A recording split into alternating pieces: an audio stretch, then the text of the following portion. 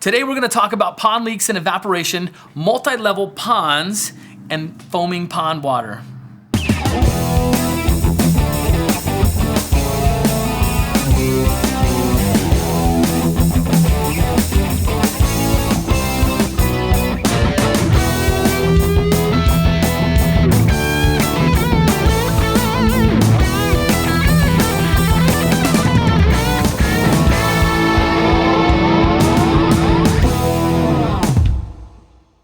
Okay, the first question today comes from sunny South Africa.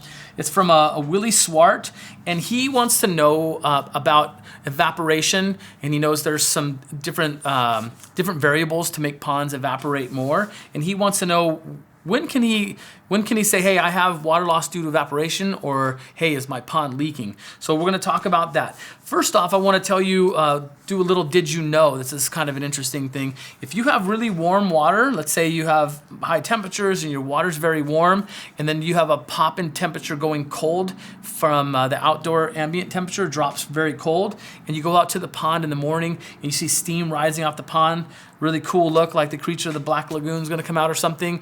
That is actually heavy evaporation popping off the pond.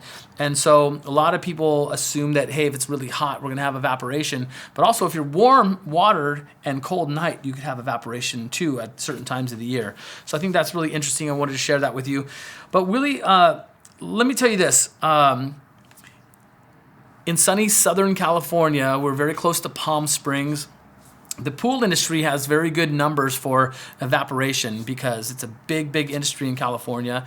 And so they kind of know what to expect from that. I can tell you that in Palm Springs, California, when it's 115, 120, it's not uncommon to lose 1.5 inches to 2 inches of water in a swimming pool in a day when it's just brutally hot like that, and very windy, I might add, because Palm Springs is a very windy area. So some of those pools have big open bodies with wind coming across them. They might have a little water feature coming off of a jacuzzi or something like that. So that's not uncommon. To bring that back into the pond world, the same can be applied.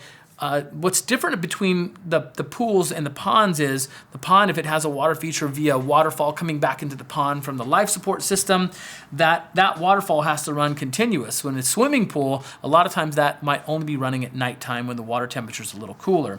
So if you have a very tall waterfall, a lot of splash activity, that's a lot of evaporation.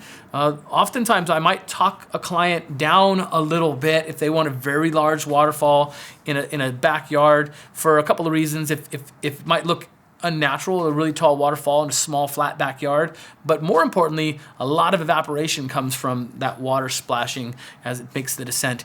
If you have a very rapid flow, like if you have a trickling style waterfall, like low rain, it's not going to evaporate as much as if you have water rushing through very fast. So those are the different variables you might consider. Of course, wind and water level splash and so forth. If you think your pond has a leak, I want to give you a very brief tutorial on what you should do. So if you think you're having a leak and you're not sure if it's evaporation or not, you would shut everything off. Shut off the autofill, shut off the air pumps, shut off the life support system, the circulation system. You're going to want to shut everything off, and then you're going to want to go for a 12-hour period, and you want to see if the water level changes in the pond. Now, I'm going to say you have to proceed with caution if you have fish. If you have a lot of fish, if you're overstocked, this could be problematic, especially if the water temperature is very warm. So we want to be careful there. But to give you a scenario, you can't just throw an air pump in there and just blast the air, because I remember doing a leak test on a pond once, and they had a pretty good fish load, and I told them to turn everything off but the air from the bottom drain. The bottom drain's coming up, a lot of activity on the top of the pond, and we actually lost a 1/2 inch in 12 hours overnight in that pond. And then I wasn't really sure. I actually felt like, hey, I don't think the pond's leaking. We need to tone that air down. Because imagine the air's rumbling on the top. You're getting evaporation from that. But not only that, if you have the coping stones around the edges of the pond and the water's turbulent, moving like this, it's splashing and lapping up against the edges of the pond. And if it's warm, that rock is warm, you're going to get evaporation that's coming off that rock. So to try not to make that get too long, when we turned the air off, turned it way, way down, just enough to provide some oxygen for the fish and barely bubbling up from the surface. And we did it at nighttime when the water temperature's cool, the sun's away, and we lost like 1/8 of an inch in that pond overnight. So the air can make a big difference on you think that the pond has a leak. If you're testing your pond, I want you to test it in the evening for start. You want to test it 8 o'clock at night and check it by 8 in the morning with that 12-hour span. If the temperatures are cool, even if it's hot, I mean, 1/8 of an inch. I mean, if it's really hot, maybe 1/4, and that would be just a very little water loss in a typical backyard pond, and then you will know if your pond's leaking or not. If you shut your pond off overnight with low to no air, no circulation, no autofill, you're losing 1/2 inch, 3/4 of an inch to an inch. You probably have some kind of problem going on in the pond, and that we'll have to discuss in another episode. But that would give you the differences between water loss through a leak and evaporation. Okay, that's a great question, Willie. Thank you from South Africa. That was great. The next question is from King Siller on YouTube, and he has a multi-level pond. So when he says that, he means he has an upper pond and a lower pond, and he wants me to share some of our experiences so he can kind of know what's going on with his pond. I'm assuming it's relatively new to him. We do this typically in new construction. If you're building an upper pond, lower pond combination, you're going to want the upper pond to be smaller than the lower pond. What you don't want to do is have a big pond up top, small pond on the bottom. When you shut the pond off, there's going to be a waterfall most likely coming in from the upper pond into the lower pond, and the water as it drops in the upper pond might overflow the lower pond. So you want to lower pond up top, bigger pond at bottom. That's for starts. A lot of people put fish in the upper pond and they don't want the fish to be mingled with the other fish down in the lower pond. A simple example is goldfish in the top, koi in the bottom. But you will find that somehow, some way, some of those fish make it from the top pond down to the lower pond. I mean, it doesn't happen overnight, but you can assume that it will happen, and you might have to catch the goldies out and put them back up there for whatever reason. I have a couple ponds that we do. One is full of aquatic plants up at the top, a lot of big, beautiful water lilies, a lot of marginal aquatic plants. It kind of aids and acts as a filter for the entire pond. And in the lower pond, just coping stone and big, beautiful koi down there. So it's kind of neat because we have like this garden pond effect at the top, and this at the bottom pond, you have very much of a koi pond going on down there. So that's a pretty fun way to look at that. The upper pond, I find we usually have a little bit more sediment than the lower pond because it acts as a settling pool. You know what I'm saying? Like if you're using skimmers and you're pulling everything from the bottom, you're sending filtration up to the top, any particulate seems to settle out in that upper pond. And it seems like the bottom pond has a little bit less particulate in the cases that I've seen.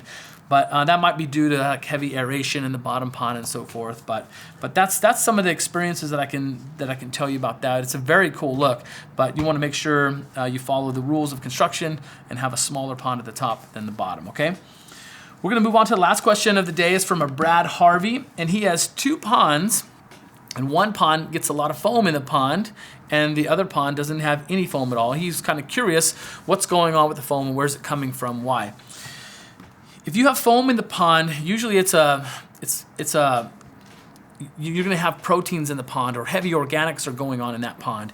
A lot of times it's due to the fish foods that you might be feeding. But if you have 2 ponds on the same property, I assume you're using the same fish food. But you have to look at the little fine-tuned things. Let's say they're filtered exactly the same, exact same filters, pumps, everything. One pond might have more fish than the other. One pond might be getting fed twice as much as the other pond. Maybe you feed both ponds the same, but maybe your neighbor's throwing food into this pond, or your daughter comes out and feeds this pond but ignores the other one. And so you might be getting twice as much food in there.